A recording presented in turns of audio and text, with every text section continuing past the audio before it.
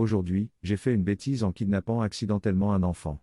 C'est arrivé la semaine dernière alors que je gardais mon neveu pendant quelques jours pendant que ma sœur était en déplacement pour une urgence familiale de mon beau-frère.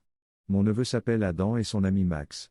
Ma sœur m'a demandé de garder son fils pendant quelques jours alors qu'elle et son mari étaient à l'extérieur de l'État parce que sa mère était hospitalisée. Elle va bien maintenant, et j'ai accepté parce que j'aime Adam. Adam est encore à l'école primaire mais nous nous entendons bien car nous aimons les mêmes choses, alors je me réjouissais de cette semaine. Tout a commencé quand je suis allé chercher Adam à l'école. On a appelé son nom par l'interphone et il est sorti avec son ami Max. La conversation n'est pas exacte moi, qui est-ce? Adam, mon ami Max. D'habitude, maman le laisse venir après l'école. Moi, hey Max. Je suis OP Max, bonjour monsieur OP, est-ce que je peux passer aujourd'hui? Moi, bien sûr, c'est très bien, est-ce que ta mère est d'accord? Max reste silencieux pendant une seconde, puis répond Max, oui, elle est d'accord. Je lui en ai parlé hier, nous sommes donc partis. Nous sommes rentrés à la maison et Adam m'a demandé si nous pouvions aller chercher une glace. J'adore les glaces. Les garçons ont donc déposé leurs sacs et je les ai conduits au magasin où j'ai acheté des glaces pour tout le monde. J'ai décidé que nous pourrions aussi acheter des snacks pendant que nous y étions. Adam et Max étaient tout excités et ont pris un tas d'encas. J'ai payé et nous sommes partis, en nous arrêtant dans un parc sur le chemin du retour pour manger la glace. De retour à la maison, Adam et Max ont joué avec des Legos et j'ai préparé le dîner en regardant un film à la télé. Un moment passe et je demande à Max à quelle heure je dois le ramener à la maison, c'est de ma faute si je lui ai demandé si tard, ça m'était complètement sorti de l'esprit. Moi, Max, à quelle heure ta mère t'attend-elle à la maison? Max n'a pas répondu, alors j'ai répété la question Max, Mr. OP. Ma mère ne sait pas que je suis venu aujourd'hui. Quand il a dit ça, mon cœur s'est effondré et ma première pensée a été, est-ce que j'ai bien entendu?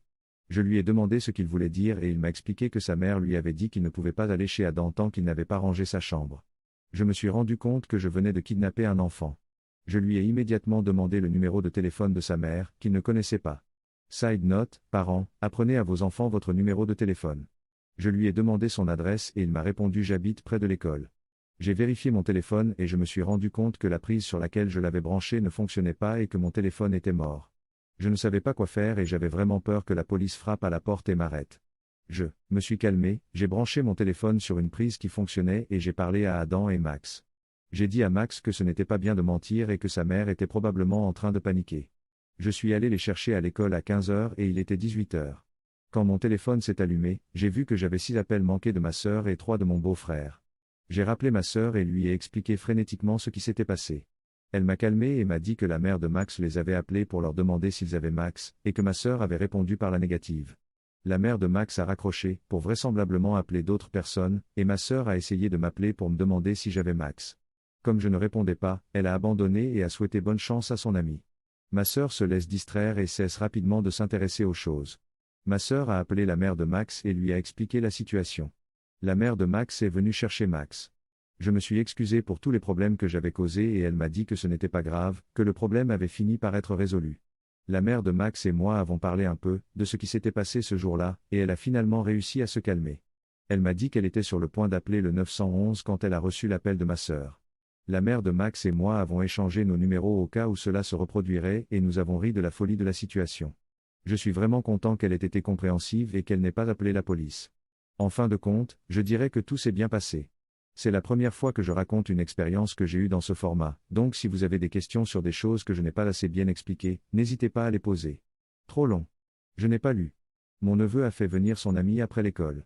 J'avais l'impression que sa mère savait, ce n'était pas le cas, et il a traîné avec nous pendant environ 3 heures avant que la vérité n'éclate. Je n'ai pas eu à faire appel à la police, heureusement. Tout le monde est content à la fin, sauf le pauvre Max, qui a eu beaucoup d'ennuis quand il est rentré chez lui. Eddie 1. FAQ Pourquoi la mère de Max a-t-elle attendu 3 heures pour appeler la police? Je ne connais pas toute l'histoire, mais d'après ce que je sais, elle a eu une mauvaise expérience avec la police de notre région.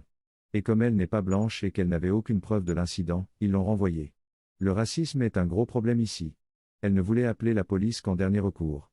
Elle a passé 3 heures à appeler et à chercher dans les endroits où Max pourrait se trouver. Pourquoi ont-ils renvoyé Max à un adulte non enregistré? L'école primaire fonctionne de la manière suivante, chaque enfant a un numéro attaché à son cartable. Ce même numéro est donné aux parents et ils l'affichent sur le tableau de bord de la voiture. Ils appellent le numéro et l'élève portant le numéro correspondant sort. Les enfants d'un même foyer partagent un numéro. Le fait que Max parte avec Adam était une chose normale, on n'y a donc pas beaucoup pensé.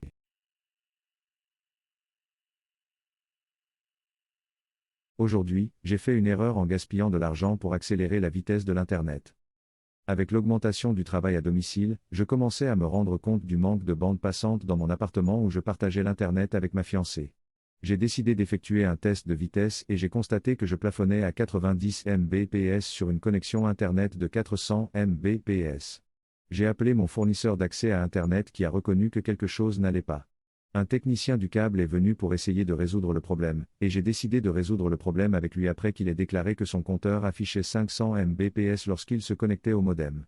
Après lui avoir demandé quel câble il avait utilisé pour relier le modem à son compteur, il m'a dit qu'il avait utilisé un câble Ethernet différent de celui qui allait à mon routeur. Soudain, tout s'est mis en place. J'ai retiré le câble Ethernet qui reliait mon modem à mon routeur, je l'ai remplacé par un nouveau câble 4/5e, et boum.